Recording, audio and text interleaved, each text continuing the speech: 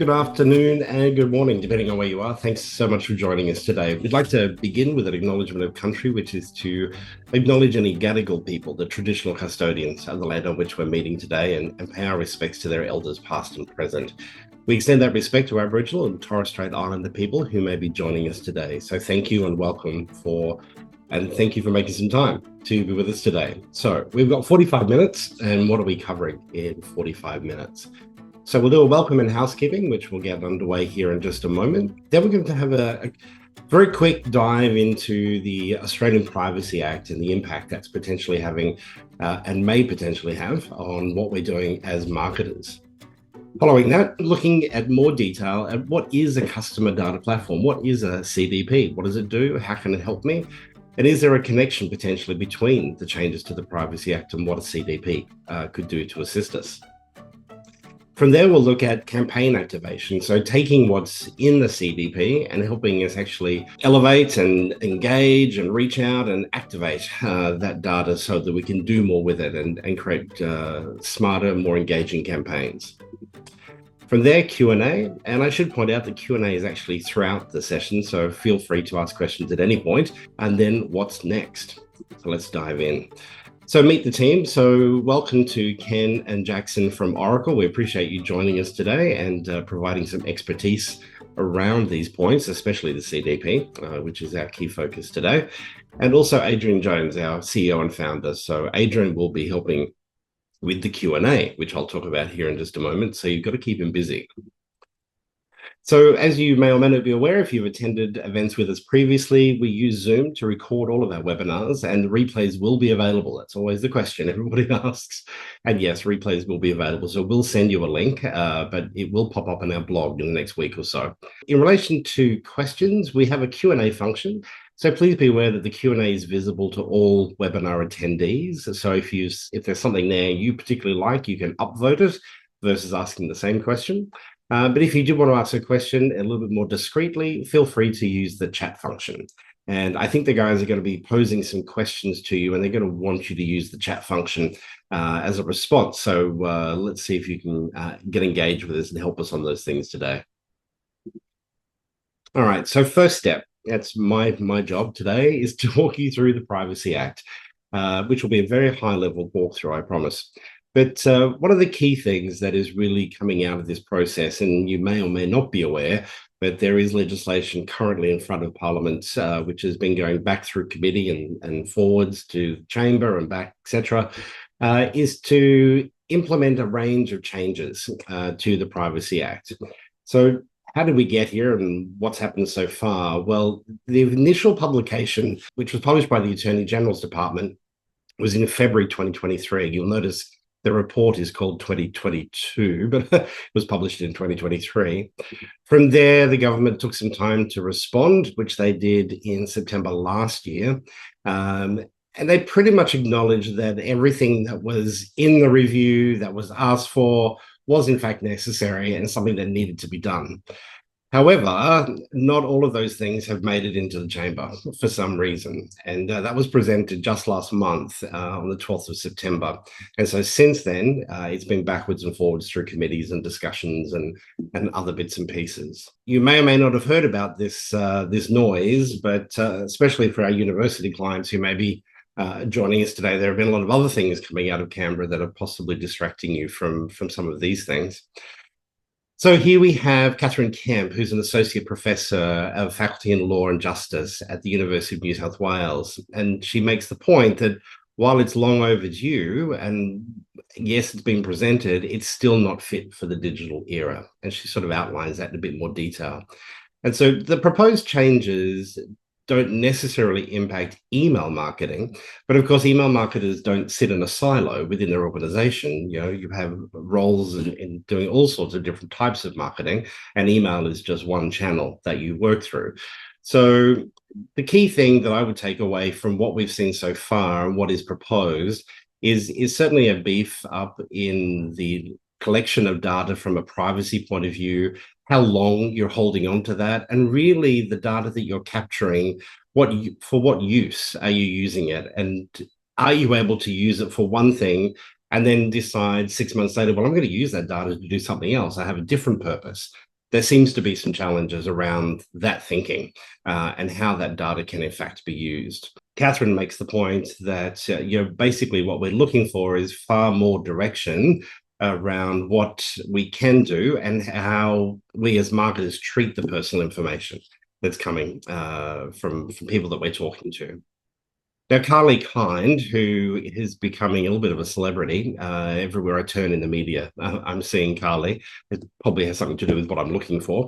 The key message from her is that there are a number of organizations that she sees today that are not compliant today. So, setting aside the legislation that has been proposed, there are many who are not compliant in their behavior today. And she uses the term that we're in enforcement mode. We are out there actively seeking these organizations, and these organizations will be fined and they will be reprimanded. So it's a bit uncomfortable, right? But this is the reality of the world we work in. To avoid breaching the existing act, she outlines 4 key points for businesses to kind of laser in on, is the term. So the first one is know what data you hold and who you're giving it to. So yes, you're bringing data in. Are there avenues where that data is being sent out of your organization for different reasons? You need to have absolute clarity on that process. Second point she makes is make sure you've got a retention and destruction regime in place. Anything that's old, you don't need to hold on to it anymore. So this is kind of a discussion we have with Eloqua clients, which they need to manage their contacts, right? And so really, if you've got contacts sitting in your database that A, have globally unsubscribed, or B, are hard bounces, and there's no reason for those contacts to be stored in Eloqua.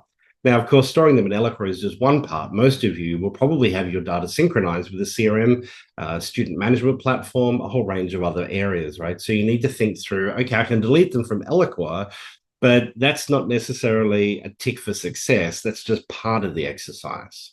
The third point, she says, get into the weeds on contracts with third-party service providers and be sure to have a data breach response plan in place. I mean, you have to have been living under a rock in Australia to have missed the various breaches that we've seen over the last, certainly 3 or 4 years.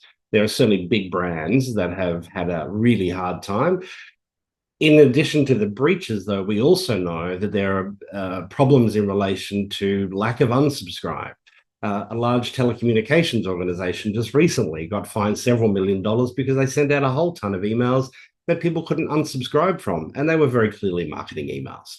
So these are kind of 101 stuff, and these are things that really shouldn't be happening. So whether we need to have better processes in place, better application of the system to make these things happen, there could be a whole range of things. We need to think about these things. Now, the fourth one is the point that she makes here in this quote, which is to not take our foot off the gas. Sorry, is what she's saying. Because ADMA have, through their research with clients that they've been speaking with over the last sort of 6 months, a lot of organizations are feeling like, well, this budget that I had set aside for privacy and governance, I'm going to move that budget now to other things because the government really isn't doing anything. There's no real change. So she says that that's not a good approach, that we definitely need to be focusing and lasering in on what these things mean and these different processes that we have in place and making sure they're robust. Hopefully, that gives you some insight into kind of where we're at the moment with the legislation. The legislation hasn't passed. We anticipate it passing before the end of the year, if not perhaps early next year, but hopefully before the election. However, after the election, depending on who wins, I don't know who is going to win, obviously, but regardless, there appears to be more that will be coming down the line. So the next 12 months will be quite interesting to make sure that we're compliant. And a little bit of what we're trying to talk about today is how things like CDPs and other forms of technology can actually help you do that. To kind of illustrate the point visually, if we look at your environment within your organization, it's probable that all of these things are kind of a touch point, whether it's email through Eloqua or a marketing automation platform, SMS, there'll be a sales or CRM platform or student management platform, maybe a contact center, preference center, all of these things kind of working together. And some of you will use Eloqua, some of you will use the CRM as the source of truth for various pieces. Do not call, the contact center will probably manage that. But all of these things can be a little bit siloed in relation to from a compliance point of view. Now, what if you were to take that information and double it with multiple brands and maybe triple it with multiple brands within an organization? Do you have a core platform that's helping you manage this so an individual person is seen as an individual and their preferences are right across the organization? One fun thing that we're kind of working with at the moment with a few clients is around website cookies. You come to a website, it comes up and says allow cookies or choose my cookies or don't allow cookies, etc. Okay, that's on the website.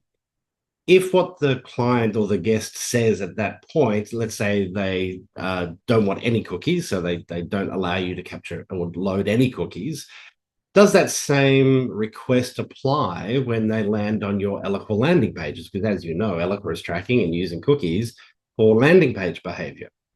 So I'm not going to provide you with an answer to that question. I'll leave you to think about the answer to that question and what that might look like in your organization from a privacy point of view. So the complexity just simply grows as we look at this. And again, that's why we're here today, is to look at what a CDP can do to help you in that particular process. So Jackson, I'm going to hand over to you to walk us through a CDP. And Ken as well. So, but first of all, Jackson, over to you. Thank you very much, Derek, and thanks for that great introduction of looking at the landscape that we're working in at the moment. It's just getting more complex every day. Guys, I'm going to start today's conversation with a bit of a story, and at the conclusion of this story, I'm going to ask a question. And what I really encourage you to do is to use the chat and that Q&A feature Derek referenced before to answer the question that I'm going to ask. But also, during our conversation today, if there's something we're saying that's resonating with you, pop a thumbs up on there, or a thumbs down if we've said something you disagree with. But please, like, the engagement is key here so that we can understand where you're coming from, or we can maybe adjust today's conversation to give you the answers that you're specifically seeking. So please use that chat function. But look, I want to start with a fun little story about a fish. And you're probably wondering, why are we talking about fish, Jackson? This has nothing to do with compliance and customer data, but just give me a minute, we'll get there. So a few years ago, some researchers at the University of Tübingen in Germany, and I do apologize to any German speakers for totally butchering the pronunciation of that word there, but the researchers at that university were trying to create an AI tool that would identify the tench in the wild, so that they could track migration and numbers and that sort of thing. Now, the tench is a fish that's native to Europe and Asia. And what they did is they took tens of thousands of images of the tench and they pumped them into the ImageNet bot with the hope of training the AI model to be able to identify the fish. Now, they trained the bot, they took their devices out into the local waterways and estuaries of Germany and realized straight away that the whole project was an abysmal, complete failure. Fell down, didn't work. Can anybody tell me why? I'll give you a few seconds to pop an answer in the chat. Look, the reason why the project failed is that the images they used to train their bot were photos of trophy catchers. Now, what the bot learned from these tens of thousands of images is that a key component of the tench's physiology are these little pink things down the bottom of the fish. And when they took their devices out into the wild, they didn't see any of these, they couldn't identify those little pink components, and therefore couldn't identify the fish. Now, what's the point of this story? It's a fun story, but what's the point of it? The point of the story is around the data. The technology was fine. Their application, their research methodology was fine. Everything was perfect. The only thing that wasn't perfect was their data they were using. Thank you, Derek. And so that's why we're seeing that, delivering growth and driving business to our particular organizations and driving interest in our organizations isn't so much of a campaign problem anymore. It comes down to data and how we use data. It's the key factor in to make intelligent decisions and making sure we're getting the right messages to the right customers at the right time, with consideration to compliance and making sure we're talking to the customers that want to be spoken to through the channels they're choosing. So Derek touched on this before, and the key problem is that you probably already have the data. You already have the systems. We talked about CRMs and DMPs and all sorts of wonderful things, but it's about how can we use that data? How can we access that data? How can we activate that data to be able to drive what we need to drive? And that's where a customer data platform comes in. Now, a lot of our customers are talking to us around bringing in a CDP as part of their customer data strategy or part of their master data strategy. We're looking at customer data as opposed to enterprise data and other forms of data, but using CDP to drive that customer data strategy. What does a CDP do for us? Look, essentially, at its core, a CDP answers the question that's hidden, answers the questions, sorry, that's hidden in that data that we have all throughout our ecosystems, across multiple departments, across brands, across siloed systems, etc. Questions like, has this customer opted in or out to receive specific communications from a brand or a department over a specific channel? It can give us predictive insights, like what's the customer's likelihood to churn? What sort of products is this customer engaging, or what services is this customer engaging with us? What's the value and the predicted future value of our customers? How do they prefer to interact with us? How are our customers engaging with our brand? Where is the customer at in their life cycle? If you look at a student life cycle, for example, we've all been in the education system somewhere, so we understand the concept of a student life cycle, right through from that initial, I think I'd like to study something, to having completed your study and becoming an alumni, and then starting that cycle again. Where do we sit in that particular cycle? And should we engage with this customer now? Is this the right time? A great example is your marketing teams have access to some fantastic customer records, and they can send out these fantastic campaigns and engaging content out to customers. But do you want to send particular content promoting one of your services or one of your products to a customer that has an open complaint that's sitting in your CRM system or case management system that those marketing people can't see? So bringing all of that data together is key. And if you think about this in the context of your own organization, you probably have like you're managing multiple brands, or you're managing multiple departments, and you're using siloed technology across those various departments or brands or areas. And each of those teams and departments and brands is probably governed by its own legislation and policy. A fantastic example of that is looking at local government, looking at your council. We all live somewhere, so I'll use council as an example. But our councils provide 100 to 150 different services to us. And if you think about the breadth of those services, you're looking at everything from like animal registration, library services, waste management, managing natural assets like trees and parks, managing roads and playgrounds, and building and planning permits. And so you can imagine each of those areas is governed by its own legislation, probably has its own system, like an asset management system or a workforce management system or a library, whatever the system is. So you're starting to see a picture now of where all of this data sits. These systems aren't necessarily talking to each other. And we can break it down further and say, look at your marketing teams. They're using DMPs and site streaming platforms, campaign management and communication platforms, CMS, STAMs. Your sales and service teams, you have to have their CRMs, their service management platforms, chatbots, digital assistants, loyalty programs. Your finance teams have your ERPs, managing payments, order management, supply chain, etc. Your IT departments are managing data lakes and file storage. There's customer data everywhere, and even bespoke industry solutions. And I touched on two examples. I touched on education and local government. You know, a local government, you have a property and rating system that manages all of the property and voting data. And universities have your student management systems that they're managing, capturing all of your studies and records and all of those wonderful things. You can start to see where the complexity is here in what we're doing with that data. And our CDP helps us bring all of that together under those platforms we just talked through at a high level. And I'm just going to run through this at a high level, and then I'm going to pass to Ken so you get a bit of a break from myself. But at a high level, a CDP does 5 things really well for us. The first is it manages privacy and consent at the core. Manages privacy and consent. It helps us protect and govern our customer information. Number 2, it gives us flexible data management. So it brings together data from all of those multiple sources into a central location. Number 3, it gives us a scalable identity management. It manages those accounts and those contact records. It dedupes them, it merges them, it enriches them. It does some wonderful things with that data once we have it. And then we apply a bit of AI and ML. And so the 4th thing our CDP is doing for you is building intelligent attributes from all of that consolidated data. Things like, what's the lifetime value? What's the churn propensity? What's the sentiment across all of our channels? What are recommendations on the next best offer or next best action? So it's providing these intelligent attributes back to our source systems which takes us to number 5, omni-channel activation. So now that we have this beautiful unified golden record with behavioral data coming in from, say, our website traffic and profile data coming in from our CRMs and all of this other wonderful data coming into our system, we can look at that, we can massage that, we can then use it and push it back to those source systems. And to use that example I used before, your marketing staff might not have visibility that your customer's very, very agitated right now and they've got a SEV1 complaint sitting in your case management system. So making sure that we have visibility over that data. I'm going to pass over to Ken to walk through in a bit more depth exactly what a CDP can do for you. Ken, over to you, sir. Well, thanks, Jackson, and thanks for the schooling on the tench. Never heard that fish before, but well done.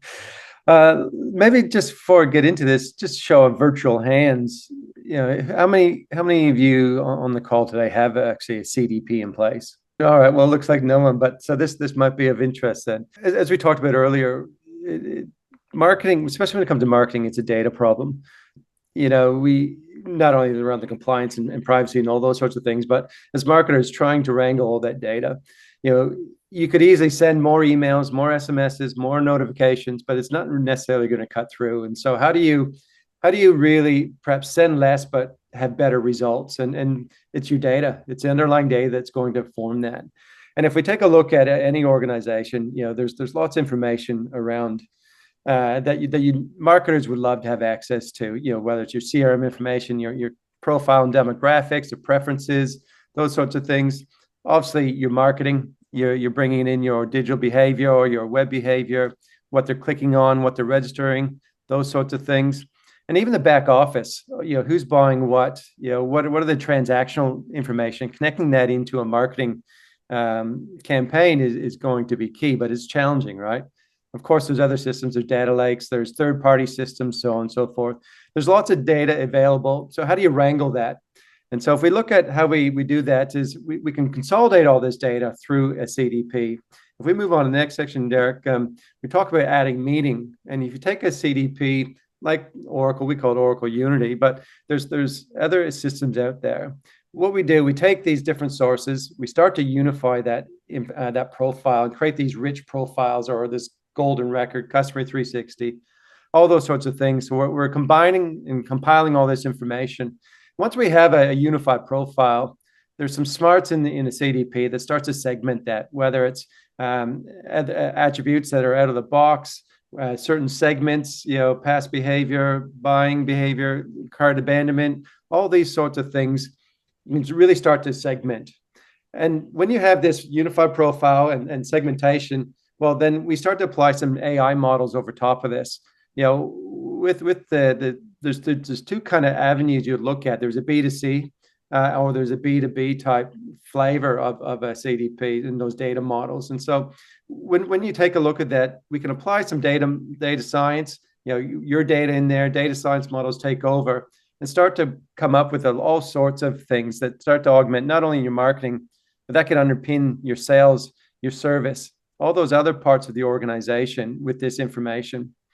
And things like we're talking about next best action, lifetime value of customers, all these sorts of things can be kind of bubbled up and then start to be used in through the marketing. If we move on to the next section. So when you think about when you have this data, we're bringing it together, we're putting it through the wash, we're putting some data science models on there, and we're coming up with these, ultra personalized segmentations. And we call it, a segment of one or the one-to-one marketing. You can start to then activate this data through the marketing channels. Traditionally something like Eloqua, we're talking about your email, SMS. You can start putting push notifications. With Unity Behavior Intelligence, we can start to personalize the website on the fly, depending on who they are and what they're looking at. And so we can start to activate this through all those different channels that an organization would be utilizing, whether it's customer facing or whether it's B2B.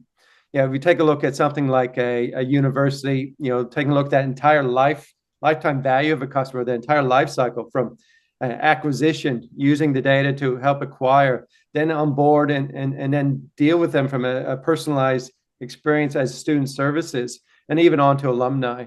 So leveraging, something like a CDP and all the data sources that come in and feed into that, you can deliver that personalized experience. Or we'll take someone like AT&T. They've managed to combine over 23 different third-party and first-party data sources. And when they've done that, they've unified it and put some science over top of that. They're getting their campaign, they're cutting their campaigns down from days and weeks down to hours. And so they're able to go to market with much faster, with much more personalized content, and certainly the qualification and lead conversion has gone through the roof. Maybe I might just stop there for a second, but Adrian and Derek, you guys have dealt with a large number of organizations. What are some of the other kind of data models or complex data models you would say that this supports? Thanks, Ken. I mean, a good one that springs to mind is kind of a travel management company. If you think about that, somebody that provides travel services for organizations, they have travelers, they have travel bookers that sort of sit within organizations, and then they've got their actual purchasers of those travel management services. So you can see there's lots of layers already involved in kind of any decision-making processes, and just trying to map all that together, because your decision makers are also traveling. So they're experiencing the experience, and that's going to have an influence on their decisions. But, you need to know that. And automotive is another great example, where you've got all the information about the car, but not so much about the customer. So, which dealer is preferred? Is it the one you last serviced at, or is the one you last purchased at? Where's your warranty up to? Where's your finance up to? Sometimes you've got more than one car, and you've definitely got more than one person that thinks they own the car, just even within the same family. So, it gets complicated really quickly. And, there's going to be situations where you might have, I don't know, a recall on a car that's due for a service, which is also end of lease, that might be something that you can upsell. So those sorts of scenarios, they happen in real life. It's not like someone goes through this lovely linear journey of, I think I might buy a car, I'll research online, I'll pop to a dealer. It's kind of like, it doesn't happen like that, or very rarely. So there's lots of complexity, and the better you can understand that complexity, the better you can understand how to help somebody make a better purchasing decision. Yeah, geez, I just got overwhelmed there with all those data sources, data points, but I think that's a point, right? We're now living in a society where there's so much data. How do we take that and really make use of it to deliver cut through? And because everyone else is doing it, especially think about coming up to Black Friday and Click Frenzy and Christmas, all those sorts of things. Or even, I probably didn't touch too much on, but if you think where you're not necessarily dealing with individual consumers like a retail organization, but perhaps it's more professional service targeting other businesses, something like the CDP takes a look at, that many-to-many relationship and starts putting together account-based scoring.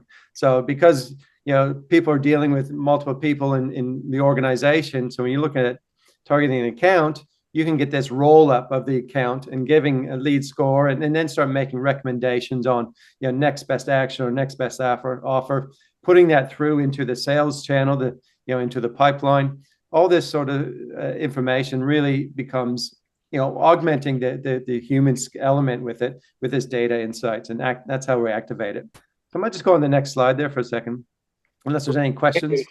Yeah, Ken, there is a question here from Cameron. He says, no problems, but do I drag a Unity segment onto the canvas like an Eloqua segment? So I suppose he's wondering, what does that look like from a user point of view within Eloqua? How do I get my Unity segment onto my campaign canvas or into Eloqua? So look, Cameron, it's a great question, and the answer is it's incredibly simple. So basically, you create your segment in Unity, hit update, and that pushes that through to Eloqua. So from a user experience, you may have some of your users in your marketing team who are using Eloqua who might not even know that the CDP is there. It doesn't change their day-to-day operations. When they're building out their campaign and in Eloqua, they go and choose their audience or their segments to add to that particular campaign. That segment you've created in Unity is there within that list, so that you can then create that your campaign using a segment you've created from Unity, and then with that canvas in Eloqua, you can add multiple segments if you want to. You can add an existing segment you have in Eloqua as well. So yeah, it's not really a click and drag from Unity to Eloqua. you're really promoting that segment from Unity into Eloqua. Yeah, that's a good point. And I think that's one of the things we're looking at in Oracle from a product strategy is, we have a great tool like Eloqua, but it's just, we've been talking about, the challenge is the data, the multiple sources. And so how do we do that better to be able to still send out the email? And so, by doing that ultra personalization, segmentation, all that sort of stuff, CDP, it will, as Jackson said, it'll show up, it'll appear. And so the marketers become much more effective. Just on that, Ken, I don't want to talk product, but one of the really cool things when we talk about that hyper-focus segmentation and using a segment from Unity, you might be saying, well, Jackson, why can't we just use the segments? Or Jackson and Ken, Derek, Adrian, why can't we just use the segments we already have in Eloqua? And I guess one of the really cool things, it's not just about having all of that data at our fingertips. It's not about the intelligent attributes, but it's also the ability to compare campaigns. And so you might look at, say, 3 or 4 different campaigns you've run and say, what's funny is that males living in Sydney, aged between 25 and 35, we're not getting a lot of engagement with them. They're not clicking on our emails. So we can use that report and create a segment from that report to then push through to Eloqua so that you can create a campaign specifically for that subgroup of recipients. So you can really get very, very into the weeds with your segments. And it's one of those things where as long as you have that data, if we know what language they're speaking or what their language is at home or what their preferences are in terms of travel destinations, whatever it happens to be, we can start to use that to create those segments. Yeah, I was just going to say, there's almost like there are some tipping points in that the technology is now at a point where you can take this data and unify it more easily than before. So like there's technology advances that just so hard to do in a data warehouse, or like trying to kind of get all your data in the right format so you can do it in a data warehouse has just been impossibly hard.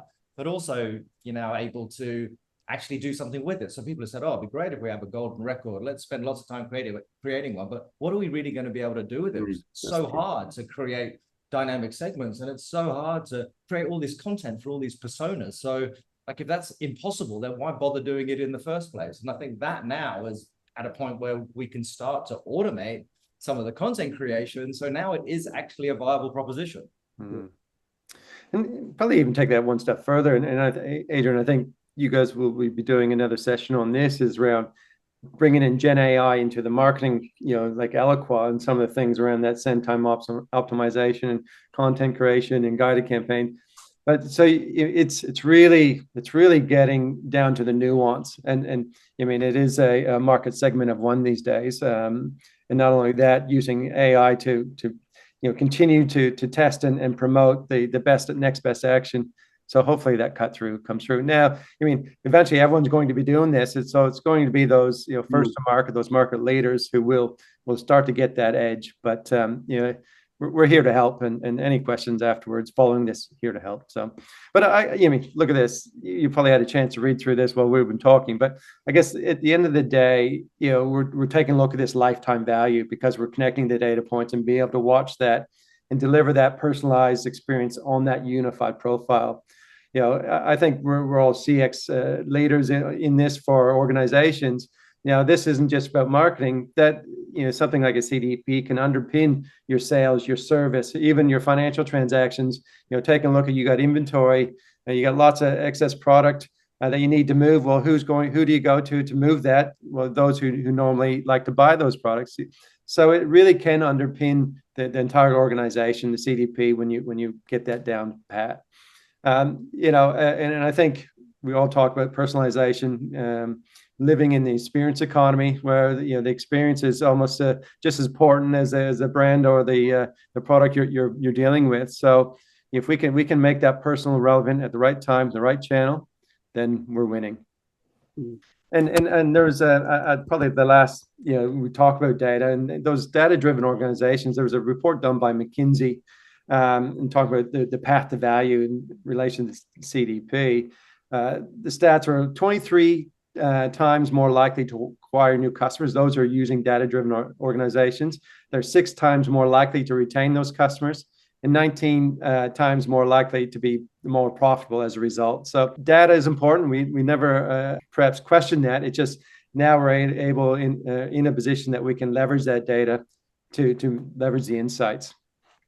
That's I might hand back over to you, Jackson. Thank you, sir. Thank you, sir. Conscious of time, so we might just pick out one key point from these following slides, but I wanted to just drill down a little into each of those 5 areas we touched on at the start there. The first being privacy and consent. And so what should you look for in a CDP? Well, obviously something that's going to protect and govern your information, but look at like the security access. So does it offer not just role-based access controls, but object-based access controls for that sort of extra layer of security? But also too, your data location and sovereignty. Now, I know this might not be overly important to some of us. I know for other organizations in local state government, universities, there's legislation that states our data must remain onshore. So can you guarantee where your data is at all time? And what's that data being used for? Is it being used to train AI models that your competitors may take advantage of? We had a conversation with a large retailer in Australia just the other day, and they said flat out, we will not put our data on AWS because that's giving it to our competitor, Amazon. Now, will Amazon ever do anything nefarious with that data? No, but the point is that around the security. Flexible data management. So things like collecting the data from all of those sources and being able to manage collection in real time, and then large bulk ingest jobs from various other sources as well. So being able to be a bit more flexible in how you bring that data in. Very important if you're making real-time decisions, and the amount of compute power required to drive a lot of those, to pull in that data real-time and make real-time recommendations using the AI models, that takes a phenomenal amount of compute power. Number 3, please, Derek. All right, so looking at identity management, we've touched on the deduping, we've touched on the cleansing and the unifying. We touched on enrichment a little bit, and I just want to drill into that in a little bit more depth. And that's really around taking your accounts, for example, from a B2B context, and saying, okay, guys, we have some data that we've collected through our first-party sources, and now let's enrich those with data from other sources as well. So using a service like Dun & Bradstreet, being able to add an extra 100+ fields of data to your accounts so that you now have a more holistic view of who they are, the industries they're in, annual revenue, etc., CEO, the hierarchy of the organization, etc., gives you more tools in your tool belt and more data points to be able to drive those conversations. Number 4, real-time intelligence. Look, again, this comes down to the incredible compute power required for those AI models, those machine learning models, to be able to ingest data and make those recommendations real time. It's unbelievable the amount of data required. I mentioned the campaign performance too before, and that's around looking at multiple campaigns, regardless of the platform you've used for those campaigns, whether it's Eloqua and something else. Doesn't matter. Comparing those campaigns and saying, okay, what's working, what's not working. Let's get down into the segments that are responding to us and engaging with us, and let's retarget the ones that are not through a different channel. And finally is that omni-channel activation. And look, again, it just comes down to, you have all of this data. Where can you use it? Think about your organization. Think about how you might be able to make recommendations as a council to consume your particular services, and knowing what your customers are interested in, personalizing your website when one of your constituents goes to the website to see what's happening in the area. Phenomenal power there to get people to be more engaged in your brand and consume your services. And I just want to very, very quickly close on this last point. And we'll all have access to this information, so I won't go through this. But you're probably thinking, Jackson, we already have tools in our tool belt that can do a lot of this stuff. We already have a marketing data warehouse or a customer relationship management platform. We already have a CDM. We already have some way of managing this customer data. And you do. And what we're talking about is not going to replace that. It's going to enrich and enhance that. And Derek, if you could just boost through 2 slides for me, just to give a bit of an example of what that might look like. You can see at the core of our landscape, we have our customer data platform.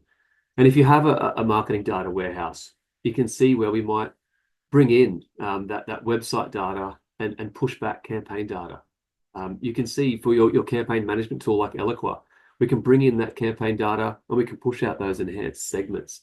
So you get a feel for the customer data platform management, not replacing everything you've got. There's no steep learning curve for your users. There's no heavy change management program you need for your organization.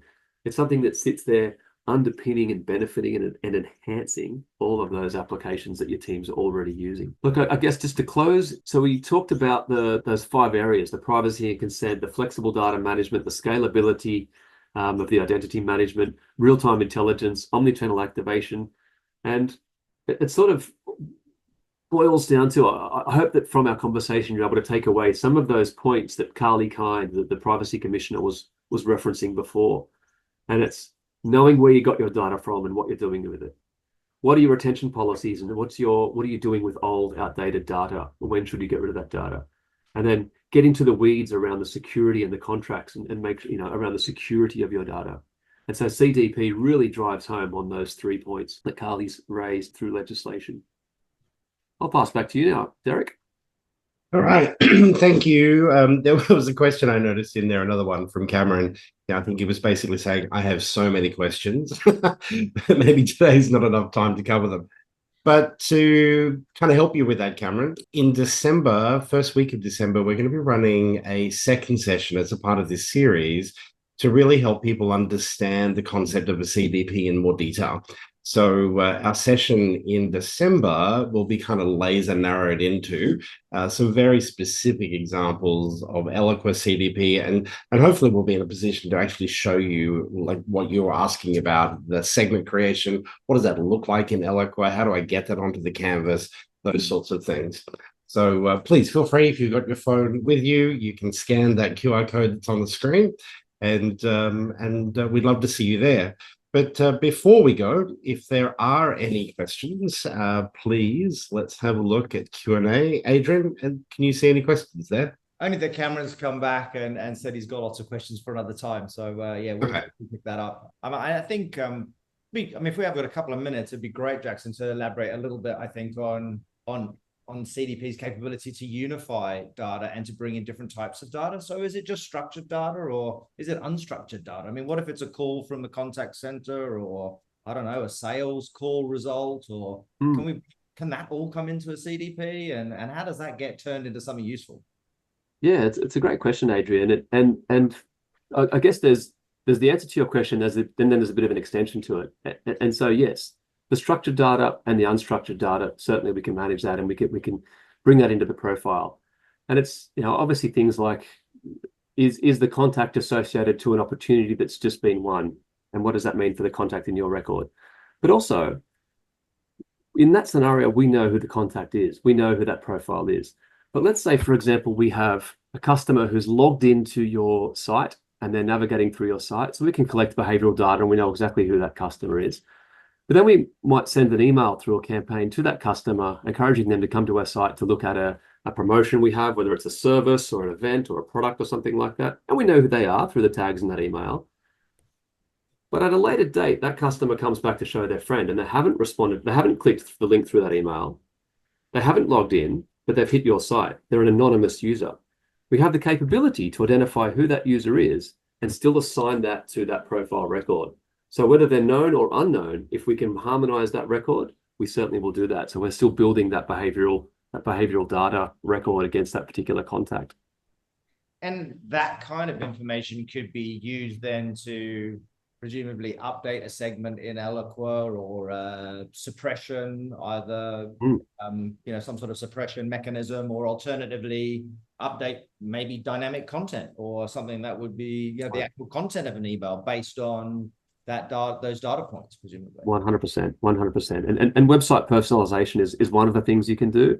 We gave the example of a constituent moving to a council website, and because we know that constituent has animals, we might personalize that website experience for them, promoting our dog off leash park day or something like that, so they can start engaging with our services and engaging with our brand more.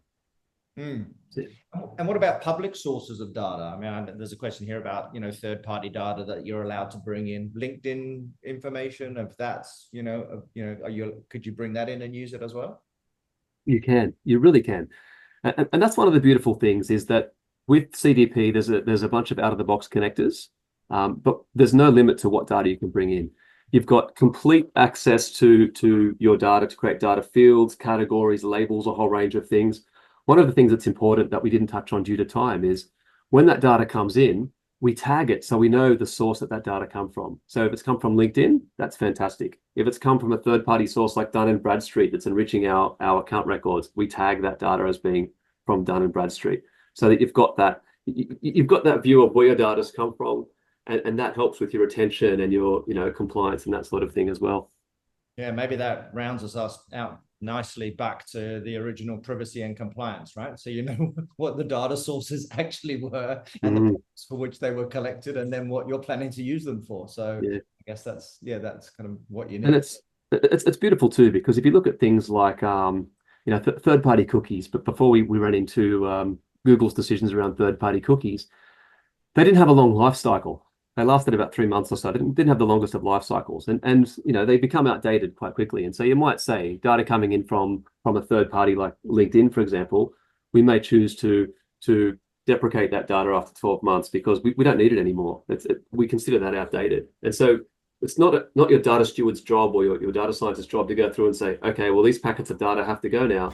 You can just set up the rules in the system and forget about it. Thank you, everybody. Thank you for joining us. We appreciate your input.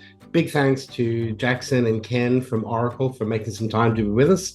And recordings will be available. We'll send you an email to let you know when that's happening. And we look forward to seeing you for chapter 2 or episode 2. And as I said, early December, we'll get that information to you. Thank you for your participation, everybody. Have a wonderful day, and we'll see you soon. Thank you. Thank you. Thanks for having us.